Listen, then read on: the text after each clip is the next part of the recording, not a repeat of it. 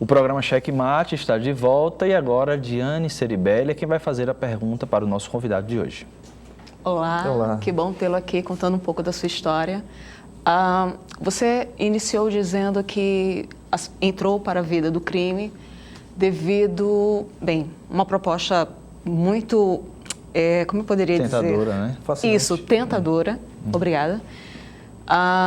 E você embora não tenha aceitado de primeiro, logo de cara, mas você aceitou pelo fato de estar numa situação complicada, né? Por essa razão você aceitou essa proposta bastante tentadora.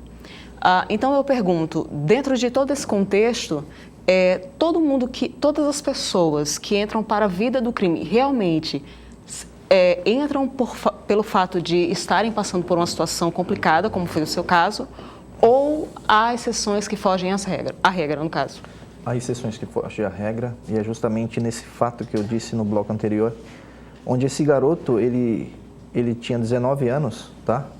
Mas a vida dele foi vendo a mãe dele sendo presa, o pai dele sendo preso, a mãe dele sendo espancada, a família destruída, os irmãos eram do tráfico, ele cresceu nisso. Ele não tem outra opção a não ser o crime. Não teve outra oportunidade, não teve outra opção. Não sei. E a maioria das pessoas do cárcere é desse jeito. Eles vêm, é uma coisa que é raiz, entendeu? Então, existe essa exceção. Agora, no meu caso, eu sou um pouco de exceção. Eu não encontrei muitos lá dentro na minha situação de ter entrado numa ação. Acontece, acontece. Como eu disse, também não justifica. Não é porque eu estou endividado, eu estou sofrendo que eu vou entrar no crime. Não, isso não justifica. Tem meios para trabalhar, tem meios para você fazer de um limão uma limonada. Eu errei, eu fiz a minha escolha errada.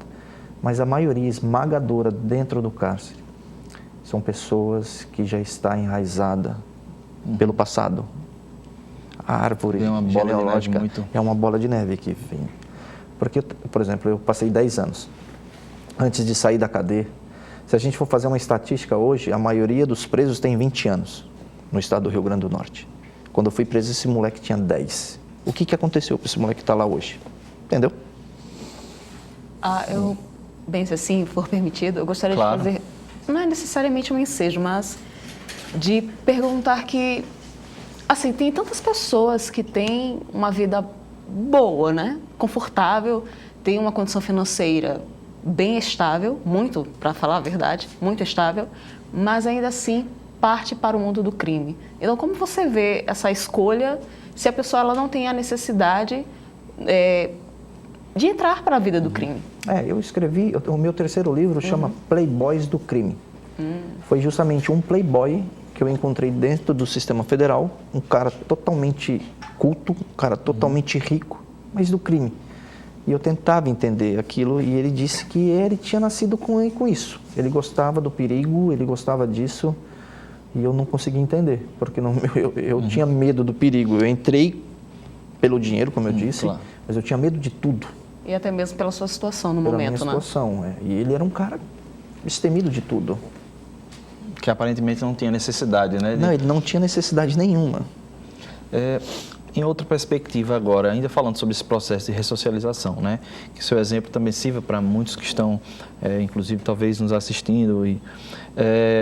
Quais foram os projetos que chegaram até você, não é? Quando a pessoa está nesse momento de aprisionamento, talvez ONGs ou realidades de uma religião, projetos educativos, pedagógicos, mas o que é dado de oferta para que esses apenados possam se ressocializar? Sim, graças a Deus eu tive várias oportunidades. Iniciou com o Dr. Fábio Ataíde e com o Dr. Aguiomar, através de Tinorá Simas. Eles viram em mim um potencial depois de eles lerem os manuscritos e eles falaram, isso não vai virar, não é só terapia ocupacional, isso vai se tornar um livro. E isso é dado também para os outros ou foi no seu caso específico? Foi no meu caso específico. Mas a igreja ajuda demais, tá? As igrejas ajudam demais.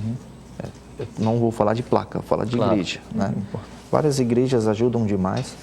E agora, depois da rebelião, eu tive a oportunidade também de ter como oportunidade assim maravilhosa que também transformou demais minha vida, que foi a Ana Carla tá?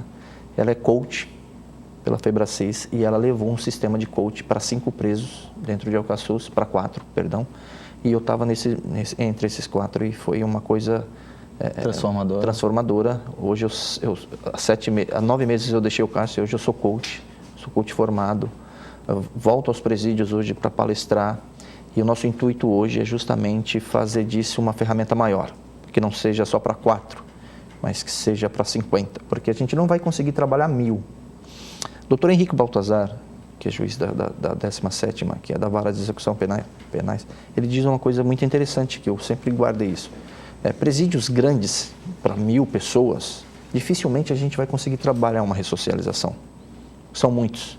Mas se a gente tiver um presídio com 100, a gente consegue. E nosso estado tem a APAC, em Macau.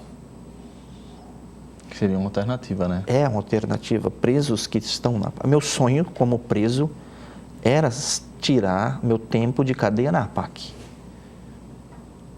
Porque você consegue trabalhar 100, você consegue dar oportunidade para 100, mas você não consegue dar oportunidade para 1000. Então, na sua opinião, há necessidade de uma reforma? Há uma necessidade de uma reforma, com educação, com cursos. Agora a gente vai para mais uma pergunta com o Vini Castro. Quando foi que você sentiu que realmente saiu do mundo do crime? Foi a partir das pessoas que chegaram à primeira oportunidade de verdade, que foi com o Dr. Fábio Ataíde e com a doutora Guilma Veras. Essas pessoas, quando chegaram até mim, eu me senti diferente. Eu me senti amado, eu me senti abraçado e foi aí que eu falei, não quero mais nada com crime. Foi em 2012, no finalzinho de 2012, quando essas pessoas chegaram para me ajudar, porque eu disse que eu nem imaginava. Na mente, até então, era que o juiz só condenava. De repente, eu tenho um juiz querendo me ajudar. Oportunizar, né? Então, foi aí que eu disse, graças a Deus. Falando um pouquinho mais sobre a sua obra, né? Essa que a gente está conversando agora, sobre a escolha errada. O que conta, né? Como os capítulos foram escritos? Queria que você contasse um pouquinho sobre esse processo. Esse livro, na realidade, ele se tornou uma saga, né? Tem o prefácio da doutora Guilmar diz justamente isso, que é um livro que pode ser escrito outros livros sobre esse livro. Foram vários anos tentando lançá-lo, ele foi todo escrito à mão. Ele foi todo escrito com papel e caneta emprestados, dados, doados, um papel de vermelho, branco, azul, caneta de uma cor, de outra. E esse livro todo foi escrito assim. Não teve um momento que eu não tinha mais a cadeira e eu tive que escrever ele todo no colo. E esse livro foi escrito tudo desse jeito. Apareceu os amigos, né, para ajudar. A pastoral carcerária teve várias pessoas que foram as primeiras a digitar os primeiros capítulos. Você ainda tem, só por curiosidade, essas páginas? Tenho tudo guardado. No meu lançamento eu até expus algumas páginas, porque é uma relíquia, né? É um filho. Ali se transformou um escritor, porque até então eu estava colocando para fora todo o meu sentimento, tudo que eu estava sentindo. Era uma biografia, mas qualquer pessoa consegue escrever o que está sentindo. Só que depois disso, eu percebi que eu tinha o dom de escrever. E vieram mais 6 livros, mais 5 livros. Todos já foram publicados? Não, o primeiro foi a escolha errada, foi esse. E os outros ainda estão os outros estão todos prontos, só falta agora o momento certo para a gente começar a lançar aos poucos. E como é que funciona o seu dia a dia agora, né? Você está, digamos assim, aqui fora, fazendo coaching, projetos, como é que funciona esse seu dia a dia? Eu acabei de me formar, eu ganhei todos os cursos do Paulo Vieira, que é o criador da Febracis, né? O Dr. Paulo Vieira, que é best-seller do Poder de Ação. É incrível, porque eu lá dentro do presídio, eu ganhei um livro da Ana Carla, Autorresponsabilidade. Aquele livro mudou minha vida e, de repente, meses depois, eu estava dando uma palestra em Fortaleza. E nesse dia, nessa palestra, eram empresários, milionários, pessoas que eu jamais imaginaria estar ali, artistas, e eu tinha acabado de sair do presídio, fazia só 7 meses estava lá. E eles acreditaram no meu projeto e eles foram as pessoas que compraram 1000 livros para eu doar todos dentro dos presídios do Rio Grande do Norte, agregando uma palestra motivacional, agregando o sistema CIS, o método CIS, agregando o coach. transformando vidas. A gente está inevitavelmente terminando o nosso programa, mas não poderia deixar de terminar sem que você pudesse passar para a gente uma mensagem a partir da sua história. O que você deixa para as pessoas? Eu deixo para toda essa juventude, para quem está assistindo, para vocês todos, que uma escolha errada, ela pode ser feita em qualquer momento. Todos nós podemos fazer uma escolha errada. A minha teve um alto grau, né, de culpabilidade, de consequências. Mas a gente tem que fazer das escolhas erradas as escolhas certas. A gente consegue dar a volta por cima. Hoje eu sou um exemplo de resiliência, mas todos nós somos capazes. E eu deixo claro para todo mundo que o crime ele não compensa. Fazer qualquer escolha errada não compensa.